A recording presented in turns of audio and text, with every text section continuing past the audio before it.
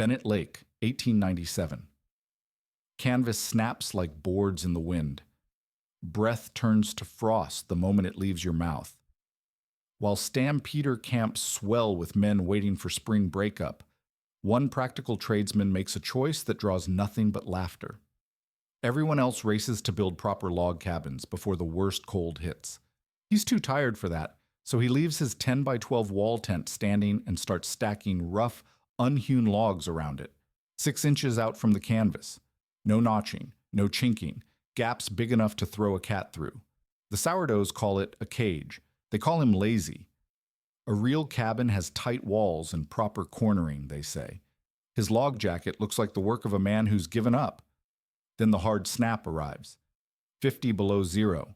Men wake to collapse tents, frozen guy lines, and stoves that can't keep up because the wind steals every bit of heat the moment it's made. Standard canvas shelters hover near outside temperatures. Cabin builders are still weeks from completion, green logs shrinking and chinking falling out. But that lazy man's tent? It holds 40 degrees warmer at bed level through the worst part of the night. What did he understand about wind, dead air, and heat control that every experienced northerner missed? If you value stories of practical wisdom that stood the test of time, make sure to subscribe. We've got more documented accounts worth remembering. Comment your city and time. We love reading where these documentaries reach. The lake stretched black under a moonless sky, locked solid enough to support a man's weight, but treacherous enough to crack without warning. Bennett Lake in the winter of 1897 to 1898 had become something no mapmaker ever intended, a staging ground for 20,000 stampeders waiting for ice breakup, and the boat run that would carry them down the Yukon River system toward Dawson City and the goldfields beyond. Canvas City had sprouted along the shoreline like mushrooms after rain, each tent representing a man's calculation that he could outlast the northern winter with nothing more than fabric walls and a tin stove. The wind cut across the frozen surface with the persistence of something alive and hungry. It found every loose guy line, every imperfect stake, every gap between canvas and ground. Men learned quickly that the enemy wasn't just cold, it was moving air that stripped heat away faster than any stove could replace it. Breath crystallized before it cleared a man's lips. Water froze solid in cups placed 3 feet from red-hot stovepipes. The sound that defined the camps wasn't conversation or the ring of axes on wood, it was the constant snap and flutter of canvas fighting against wind that never stopped. Among the thousands of men scattered along the shoreline, a clear hierarchy had emerged with the brutal efficiency that frontier conditions always imposed. Cheechakos, newcomers who'd arrived with the last boats. Before freeze-up, huddled in their wall tents and burned through firewood at rates that would bankrupt them before spring. Sourdoughs, the veterans who'd wintered in the north before, moved with the confident economy of men who knew exactly how much wood it took to survive until May, exactly how to bank a fire to last through the dark hours, exactly how to read weather signs that meant the difference between discomfort and death. The sourdoughs had built cabins or were building them, proper log structures with tight-fitted walls, carefully chinked gaps, and the kind of permanent construction that announced a man's intention to survive whatever the North could deliver. A tent was temporary shelter, they said, something you used while you built something real.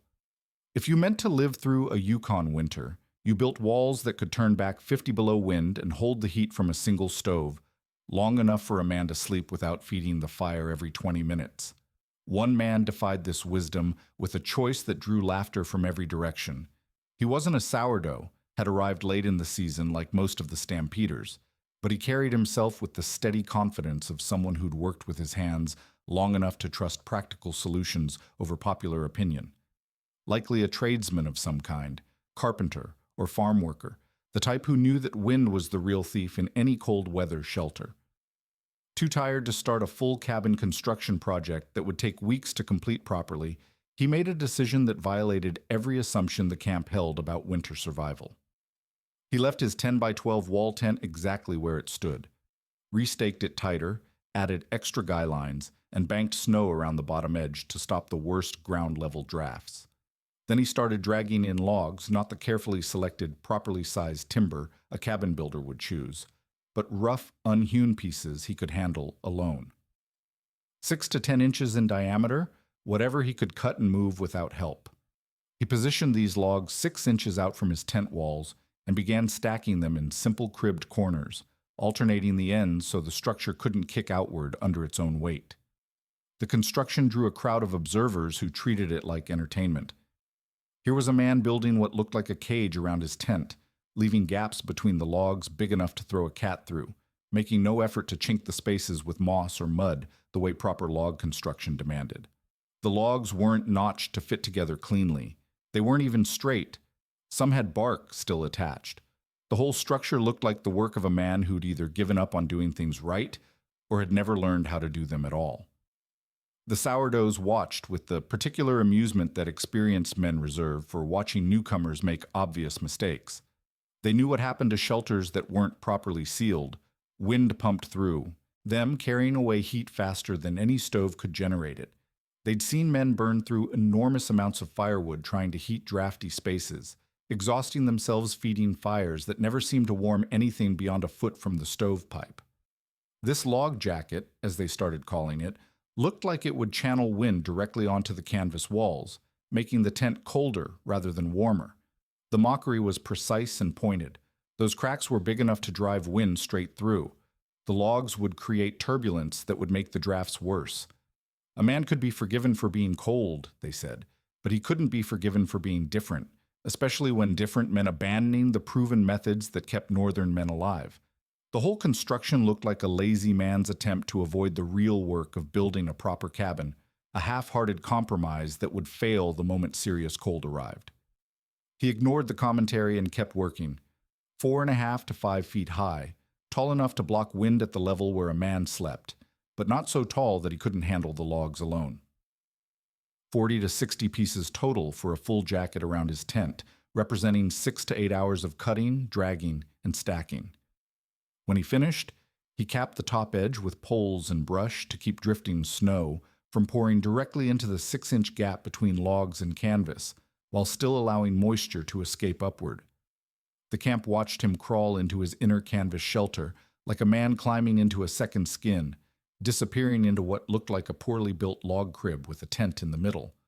The laughter continued into the night, carried on wind that never stopped moving across the frozen lake, wind that would soon test every assumption about what it took to stay warm in a place where the thermometer regularly dropped to 50 below zero and sometimes went lower still. The morning after the first night brought the kind of clarity that northern cold always delivered. Either your methods worked or they didn't, and the thermometer settled arguments that could rage for hours around a warm stove. Men emerged from their tents with the particular stiffness that came from a night of interrupted sleep, feeding fires every half hour, never quite warm enough to rest completely. The builder of the log jacket stepped out of his shelter looking like a man who'd slept through the night, which was impossible given the temperature and the obvious flaws in his construction. Mackenzie approached with the confidence of someone who'd been proven right before the argument even started. "How'd that wind tunnel work out for you?" he asked, expecting to hear about a miserable night spent burning through firewood and fighting drafts. Instead, the man nodded toward his small pile of split wood, barely diminished from the evening before, and mentioned that he'd fed his stove maybe 4 times during the entire night. This drew a crowd. Men who'd spent the dark hours in the familiar cycle of dozing, waking to cold, stoking fires, and dozing again, wanted to understand how anyone could maintain heat with so little fuel consumption. The explanation came in the form of a demonstration that violated everything they thought they understood about log construction, but made perfect sense once they saw the method laid out step by step. The foundation of the system was the tent itself, restaked and tightened until the canvas stretched without slack or flutter. Banking snow around the base eliminated ground-level drafts that could turn any shelter into a convection chamber.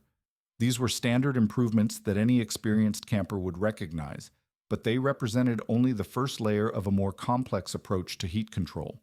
The 2 sill logs lay parallel to the tent walls, positioned exactly 6 inches out from the canvas. This spacing was crucial, close enough that the logs provided wind protection for the tent walls, far enough that air could move through the gap without creating pressure against the canvas itself.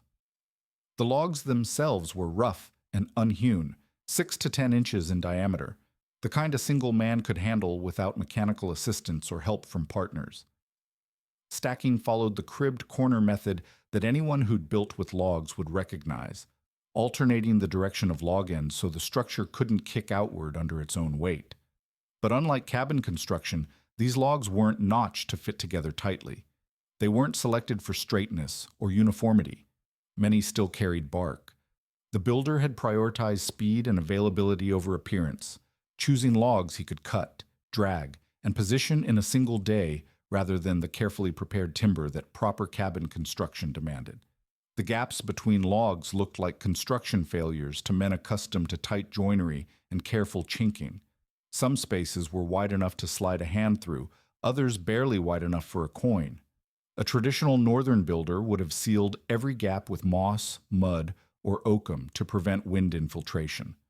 The log jacket left these gaps deliberately open, or in some cases only spot-chinked with moss where the worst openings occurred. This wasn't laziness or ignorance. It was a calculated decision based on a different understanding of how air movement affected heat retention. The wall height stopped at 4.5 to 5 feet, tall enough to block wind at the level where a man slept, but not so tall that construction became unmanageable for a single worker. The total material count ran to 40 or 50 logs for a complete jacket around a 10 by 12 tent, representing 6 to 8 hours of cutting, dragging, and stacking, compared to the weeks required for proper cabin construction. Capping the structure required poles and brush laid across the top course of logs, creating a rough roof that served two functions. It prevented drifting snow from pouring directly into the 6-inch air gap, while still allowing moisture and air to escape upward.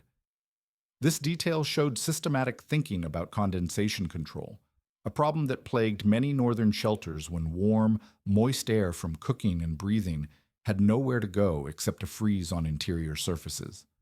The crowd that gathered to watch this explanation grew larger as men realized they were seeing something that challenged fundamental assumptions about cold weather construction. The builder demonstrated each step without defensiveness or pride, explaining his choices with the matter-of-fact tone of someone describing any other piece of practical work. Keep the tent up and improve its wind resistance. Position logs to create a windbreak without creating pressure points. Stack rough logs for speed rather than perfection. Leave gaps for air movement rather than trying to seal everything tight. The logic became clearer as the demonstration continued, but it still contradicted everything the sourdoughs had learned about log construction. Those gaps that looked like failures were actually features, allowing some air movement to prevent pressure buildup while still breaking the direct force of wind against the tent walls. The 6-inch spacing that had seemed like wasted space was actually dead air insulation, the same principle that made storm windows effective but applied to a temporary shelter built with rough materials. What silenced the skeptics wasn't the explanation but the evidence. The builder's fuel consumption had been a fraction of what men in standard tents reported. His canvas walls showed less frost buildup than shelters that had been sealed tight against air movement. Most tellingly, he'd slept through the night in intervals longer than 30 minutes, which was impossible in a shelter that required constant fire feeding to maintain survivable temperatures. Men began walking around the log jacket, studying the construction details with the intensity of people trying to understand a magic trick. The methods were simple enough that any man with basic experience cutting and moving logs could duplicate them in a single day. The materials were readily available, rough logs that didn't require the careful selection and preparation that cabin timber demanded. The tools were standard camp equipment, axes, saws, and the basic hardware any stampeder carried for shelter construction. By afternoon, 3 men had started building their own log jackets, copying the spacing and stacking methods they'd observed. By evening, the sound along that section of shoreline had changed, less canvas snapping in the wind, more of the muffled quiet that characterized the original construction. The builder moved through his evening routine without ceremony, banking his fire and settling into his tent as men throughout the camp prepared for another night of interrupted sleep and constant fire feeding. But now they had an alternative method to consider, even if it violated everything they'd been taught about proper northern construction. The mechanism behind the log jacket's effectiveness revealed itself through careful observation rather than theory, observable by any man willing to spend time studying how heat moved through different shelter configurations during the bitter nights that tested every assumption about survival. What the builder had discovered wasn't new science, but forgotten common sense. The same principles that made storm windows work applied to frontier conditions with materials that could be gathered and assembled in hours rather than weeks. The outer log walls functioned as wind armor rather than insulation in the traditional sense. Those gaps that had drawn so much criticism didn't matter as much as the sourdoughs expected, because the logs broke the wind speed and stopped drifting snow from sandblasting the canvas directly. Wind that hit the tent walls at full force in an unprotected setup now encountered the logs first, fragmenting into smaller currents that moved around and through the barrier, rather than hammering the canvas with sustained pressure. The result was a tent that no longer snapped and fluttered like a sail in a gale, but held its shape steadily, even when the wind picked up to speeds that collapsed other shelters. The inner canvas served as what frontier builders had always understood as an air barrier rather than insulation. Canvas wasn't thick enough to trap significant amounts of still air within its weave, but it was effective at stopping air movement when it wasn't being hammered directly by wind. In a standard tent setup, wind drove constant air exchange between inside and outside. Every gust forced cold air in through one gap while pushing warm air out through another. The stove wasn't heating the tent. It was heating the outdoors, one gust at a time. With the log jacket in place, the canvas could function as intended, creating a boundary between warmed interior air and the cold outside environment. The real secret lay in the 6-inch space between logs and canvas, which became a layer of trapped, still air under the right conditions.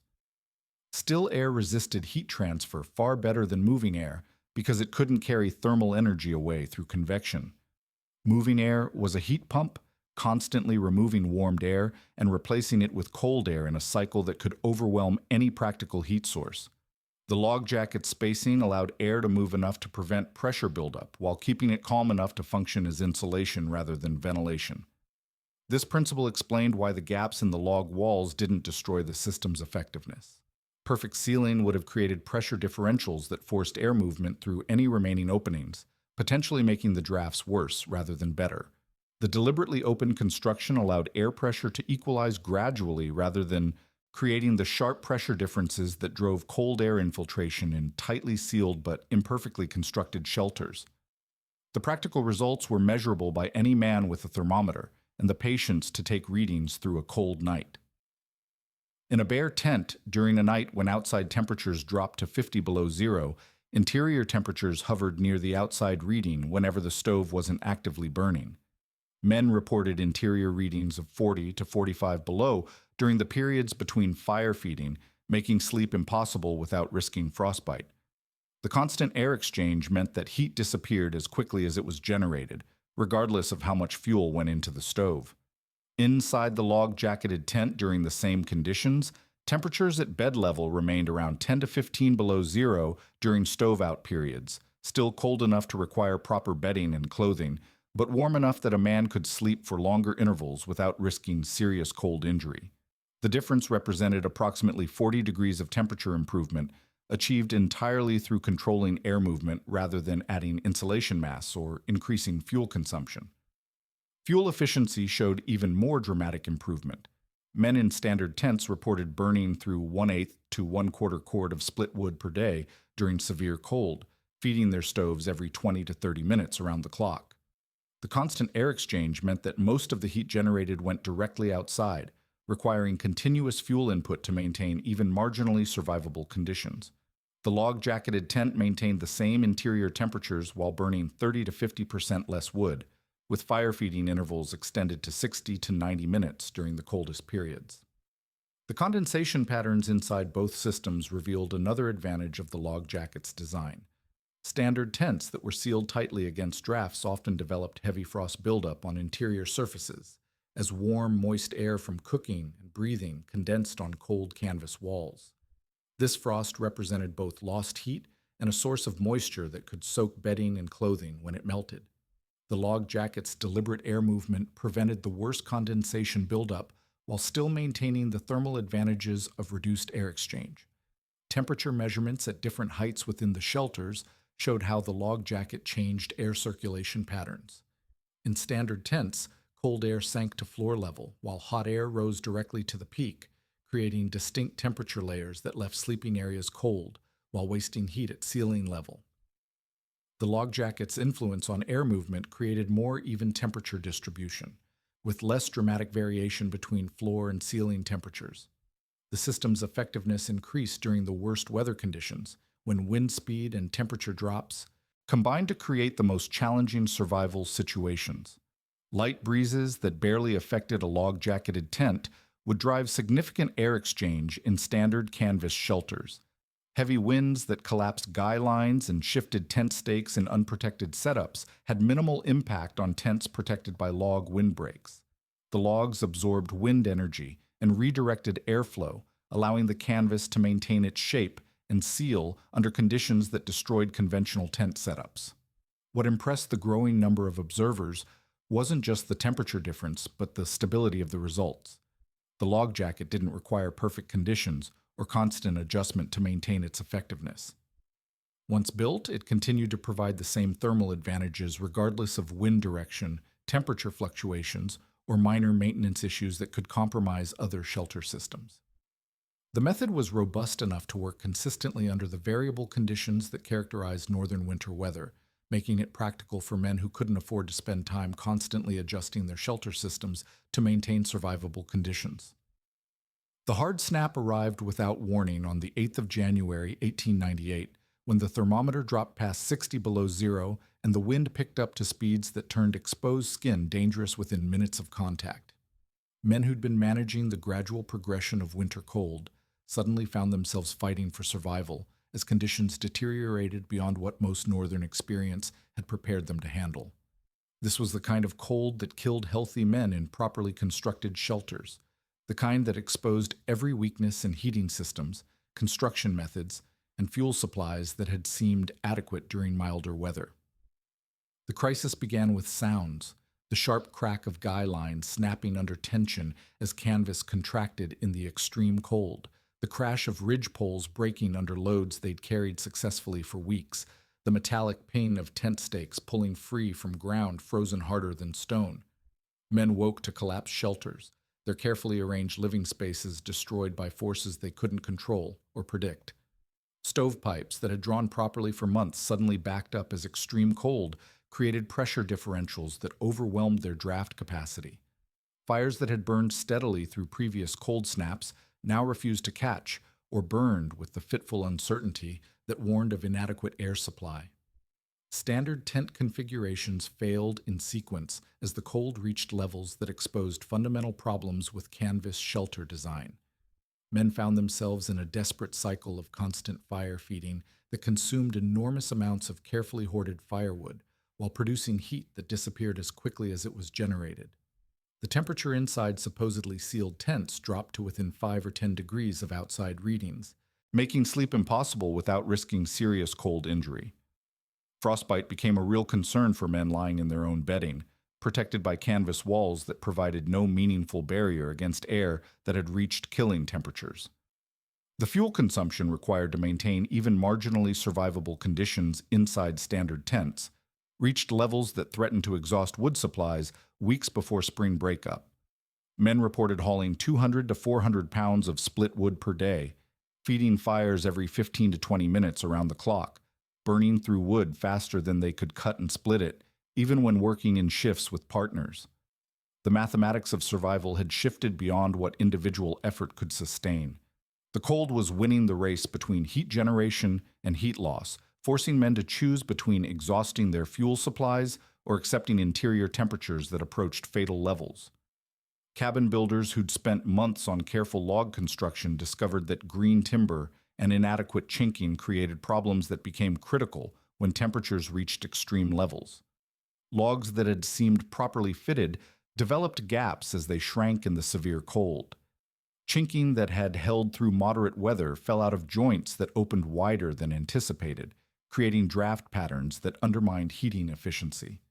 Even well-constructed cabins required constant attention to maintain heat, with men spending hours each day rechinking gaps and adjusting stove systems that had worked adequately under less demanding conditions. The log-jacketed tents performed differently. While men in standard shelters fought losing battles against heat loss, the jacketed tents maintained interior temperatures that remained survivable without extraordinary fuel consumption or round-the-clock fire feeding.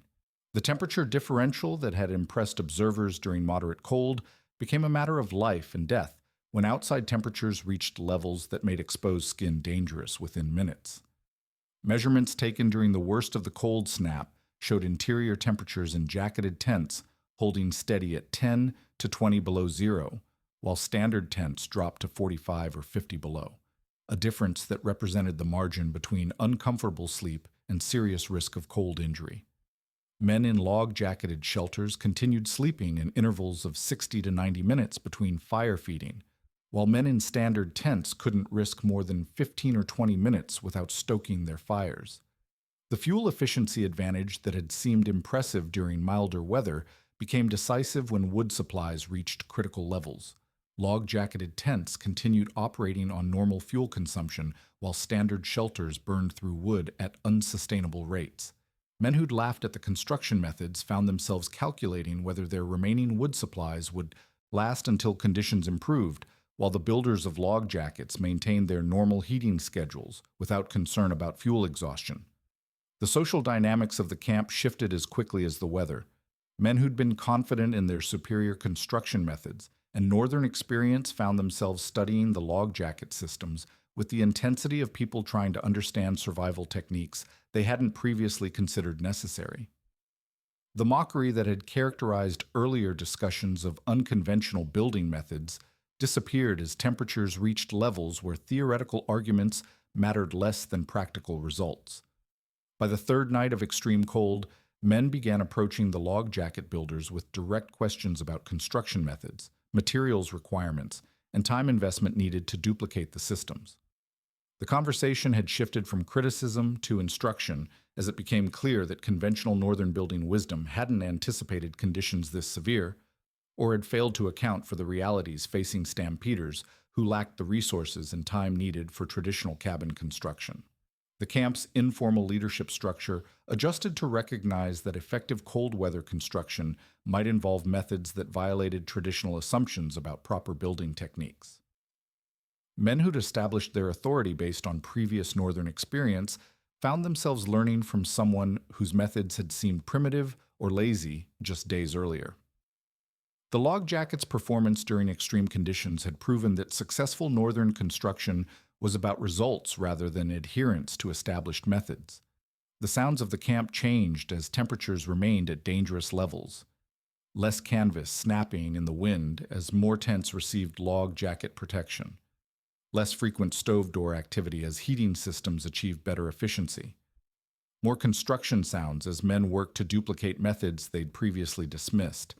The crisis had created a natural experiment that settled arguments about building techniques with the finality that only extreme conditions could provide. When the temperature finally began moderating after 5 days of life-threatening cold, the camp emerged with a different understanding of what constituted effective northern construction. The log jacket had survived the test that traditional methods couldn't meet, proving that innovation in frontier conditions sometimes came from abandoning established practice rather than perfecting it.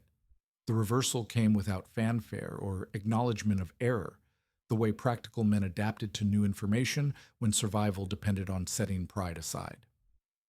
Within a week of the extreme cold breaking, dozens of log jackets appeared along the Bennett Lake shoreline as men quietly copied construction methods they'd dismissed as primitive just days earlier.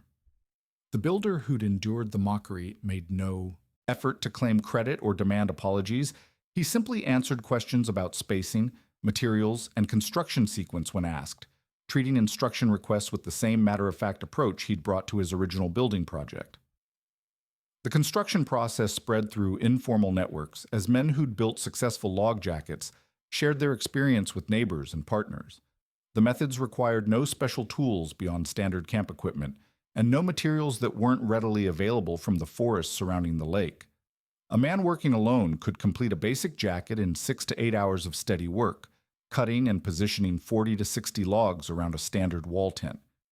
The investment in time and labor was modest compared to cabin construction, while the results provided immediate improvement in heating efficiency and fuel consumption. Men adapted the basic design to their specific situations and available materials.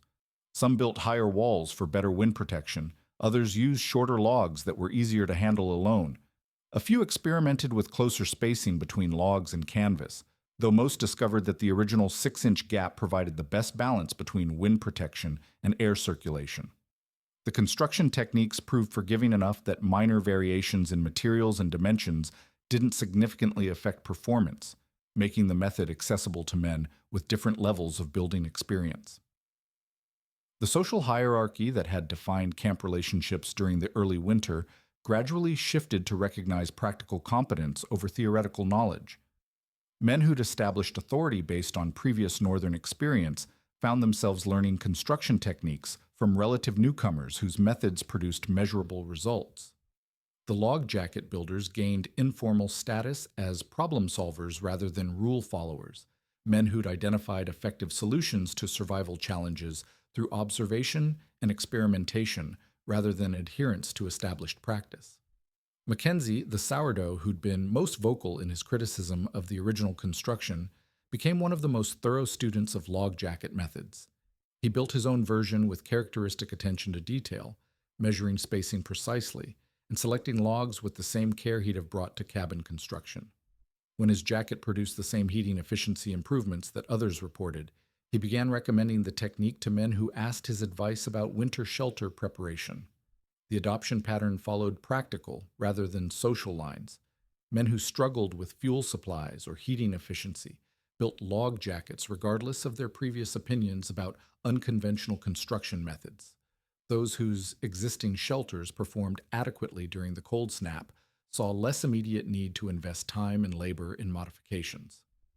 The method spread based on demonstrated results rather than persuasion or promotion, creating a natural selection process that matched solutions to specific survival challenges. Construction activity continued through the remaining winter months as men refined their techniques and shared improvements with neighbors. Some builders added roof systems that provided better snow load distribution while maintaining moisture escape routes. Others experimented with partial jackets that protected only the windward sides of their tents, reducing labor requirements while still providing significant heating improvements. The basic concept proved adaptable enough to accommodate different site conditions, material availability, and construction preferences. The tent cities along Bennett Lake had developed their own rhythm by late winter, shaped by the knowledge that spring breakup would bring the massive boat launch that would carry thousands of stampeders down the Yukon River system toward the goldfields. The log jackets fitted naturally into this temporary but extended occupation, providing effective shelter improvements that could be dismantled quickly when the ice cleared and the boat traffic began. Men planned their spring departure schedules around the simple mathematics of teardown time, 1 to 2 hours to pull logs away from tent walls and repack canvas shelters for river transport. The weight reality of log construction had always limited its application to temporary shelters, but the jacket method made the investment worthwhile even for short-term use. Each 8-foot log at 8 inches diameter weighed 50 to 80 pounds, representing significant labor to move in position. However, the heating efficiency improvements justified the effort even for men who planned to abandon their camps within a few months.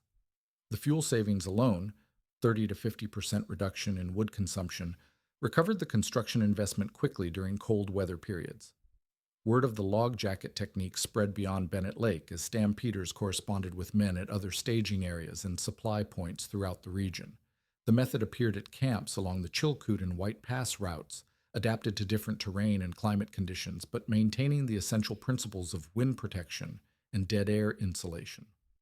Within months, variations of the technique were being used from Skagway to Dawson City, demonstrating the rapid diffusion that characterized successful frontier innovations. The approach represented a bridge between temporary and permanent construction that suited the unique conditions of the gold rush migration. Men needed shelter solutions that provided cabin-level performance without cabin-level investment in time and materials. The log jacket delivered meaningful improvement in heating efficiency and weather protection using readily available materials and simple construction techniques, making it practical for the thousands of men who couldn't commit to permanent building projects but needed better shelter than standard canvas provided.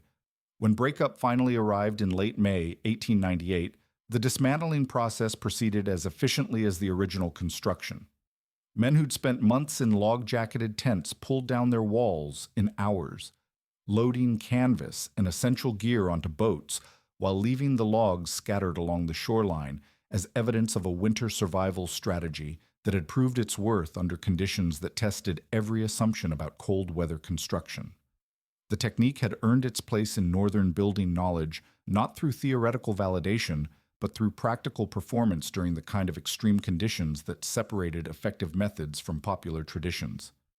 The lesson that emerged from the Bennett Lake camps wasn't that old methods were wrong, but that successful frontier construction required matching techniques to specific conditions rather than following established practice regardless of circumstances. When standard approaches failed to meet survival requirements, innovation came from men willing to experiment with methods that violated conventional wisdom but delivered measurable results where results mattered most.